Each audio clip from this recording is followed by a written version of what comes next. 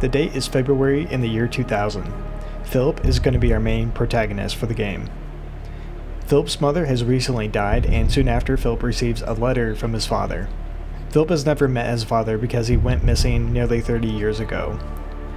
In this letter to Philip, he reads that his father has died as well.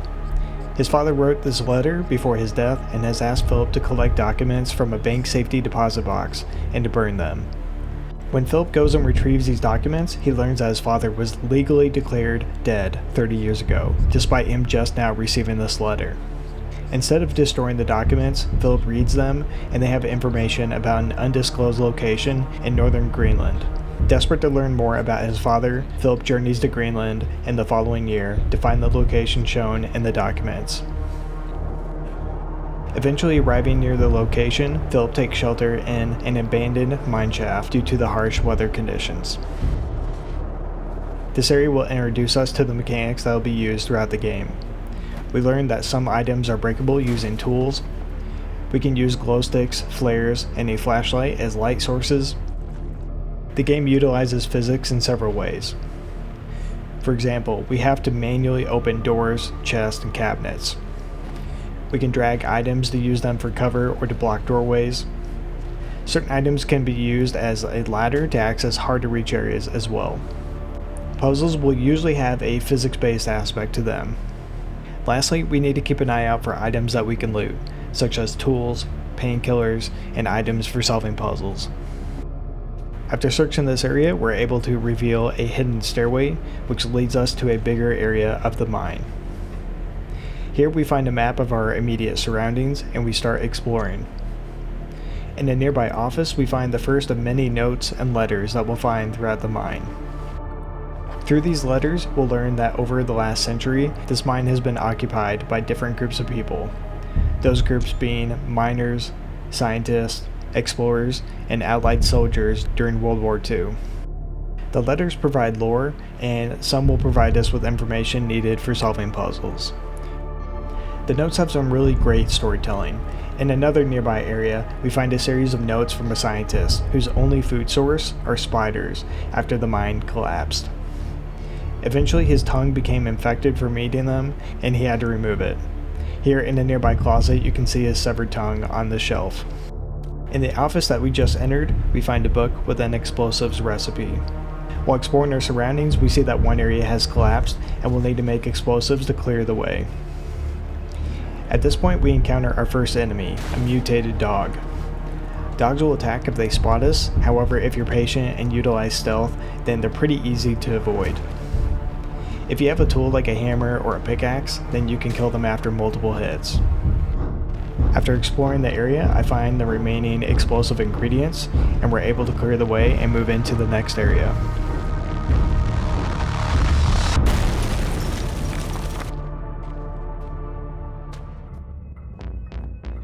In this new area, we find an electric gate with a number pad. In order to progress, we'll need to turn on the power and find the gate code. We place a large battery and a fuse in the generator, then follow the instructions for turning the generator on.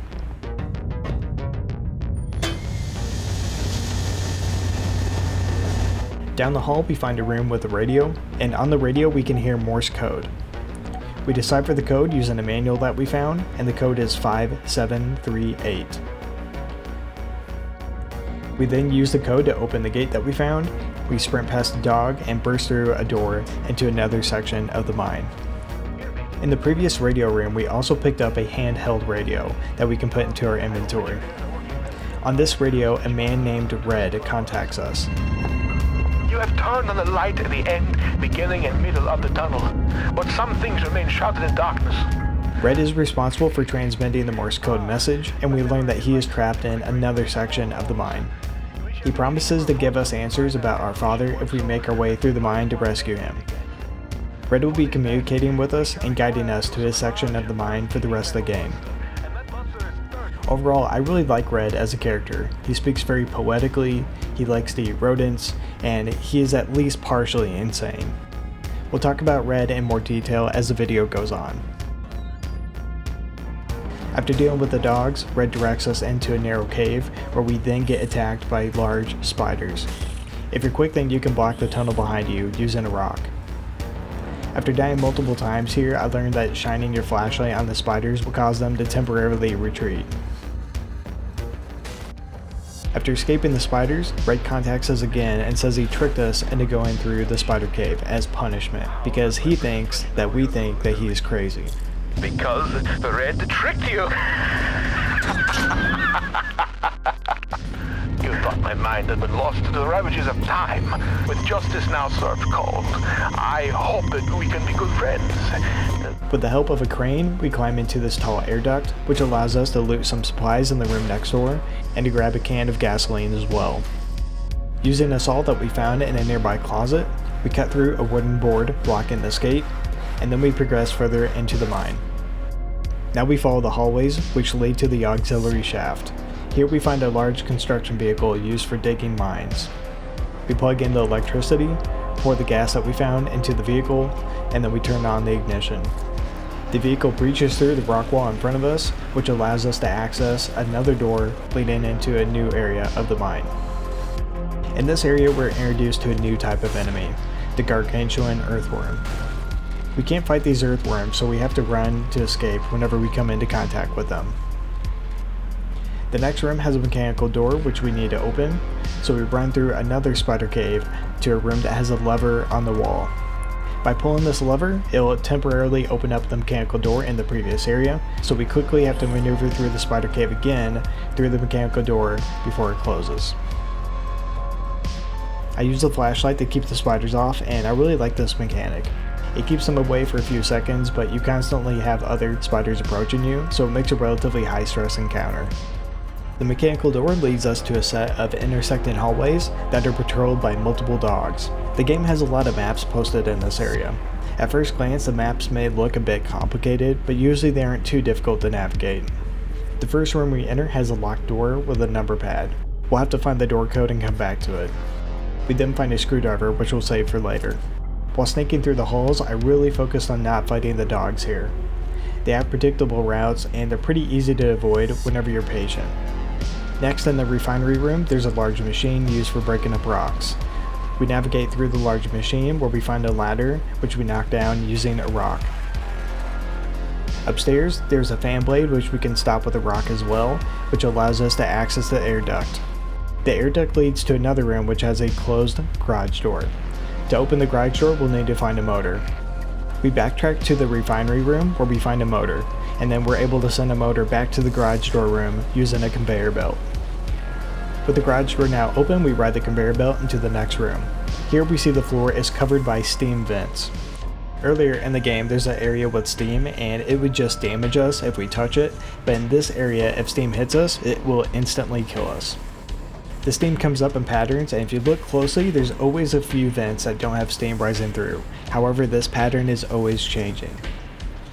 Once you learn the pattern or watch a guide like I had to, you can slowly make your way across the room 1 or 2 vents at a time. I probably died at least a dozen times before I made it across safely. We break into an air duct which then leads into a mine shaft. Here we launch a minecart down the track and it crashes through a wall into a research room. This area shows that scientists have been studying and experimenting on the large worms that we saw earlier. Using a newspaper and the screwdriver that we found earlier, we gain access to the locked room next door. As we enter the room, we can see a large hole in the wall, probably caused by one of the worms, and there's a huge blood stain on the ground. Flipping the light switch turns on a black light overhead, which then reveals writings covering the wall. We backtrack to the area patrolled by dogs again, and then traverse through another spider cave. The cave leads to a locker room where we find a blank piece of paper. We take the blank piece of paper back to the room with a black light, and the black light reveals the numbers 1371. Finally, we use the code to access the locked door that we found earlier, and through this door is another set of hallways patrolled by even more dogs.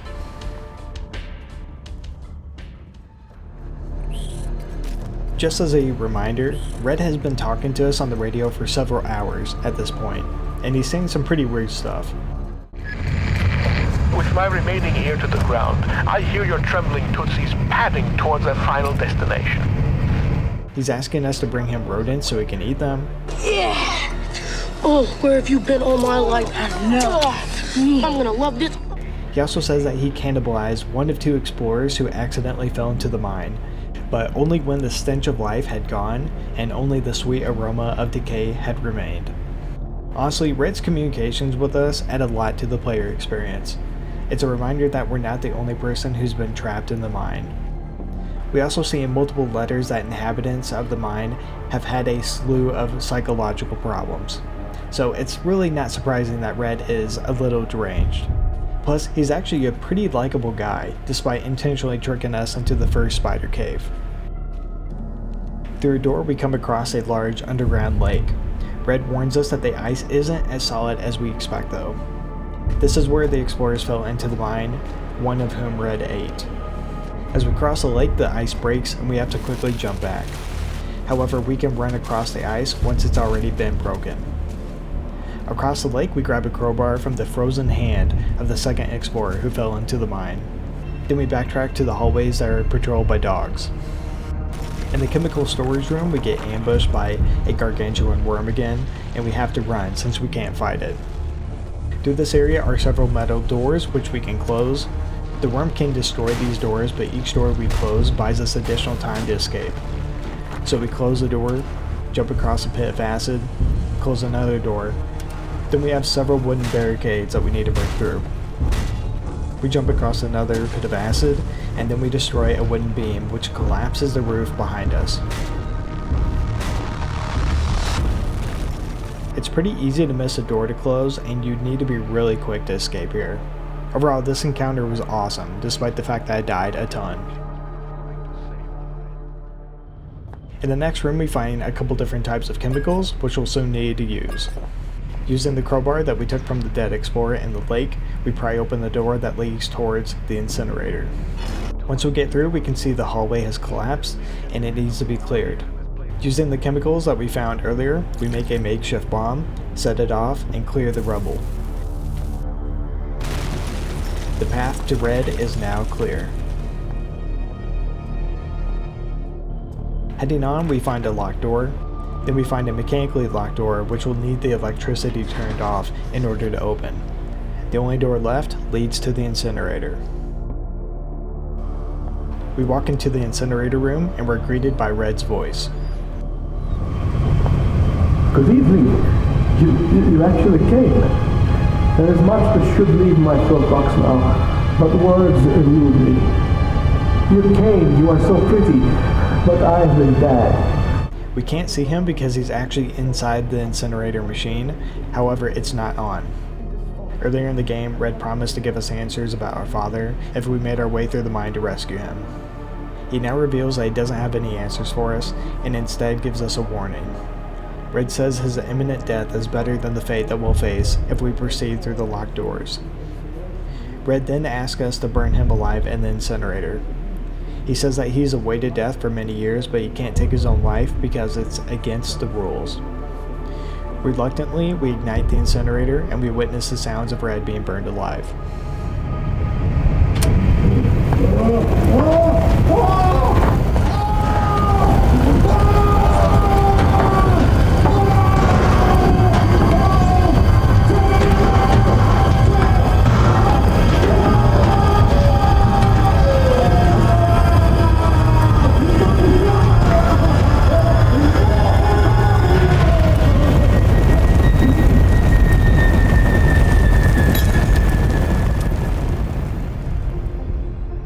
After it's done, a door opens at the bottom of the incinerator and exposes Red's ashes and a key used for one of the locked doors outside. We use the key on the first locked door, which we find out is Red's living quarters. On the desk we find a letter that's written by Red. The letter is documenting his thoughts in the situation when he first became trapped in this section of the mine. Red was a mine worker at the time. He was proud to be able to send money home to his family because of the miner job, and we find out that he was 14 years old. The letter is dated 1970, and the present year is 2001. Somehow Red has survived in the collapsed mine for 30 years. Red was already a really tragic character, and learning more about his age in the letter makes the story that much worse. It changes Red from being this comical character that we just talked to on a radio to someone who never really had a chance to live a normal life, and it's someone who's suffered for decades.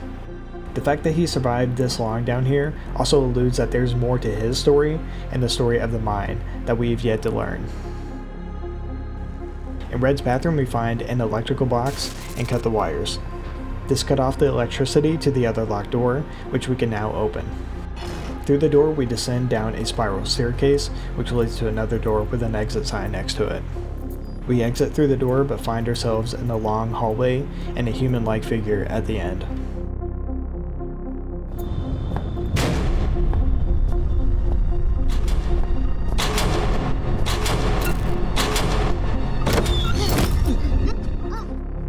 With that, the man that first descended into the mine was no more, and so began my next chapter.